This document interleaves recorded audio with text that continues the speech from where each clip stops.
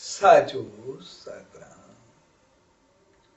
सच सतराम ने समझाया, स्वार्थ यानी मुफाद परस्ती, अहंकार व लापरवाही से बचो, क्योंकि ये पतन यानी तबाही व बर्बादी की तरफ ले जाते हैं।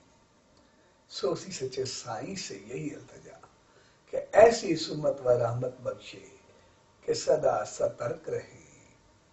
साचो सतराम, साचो सतराम, साचो सतराम।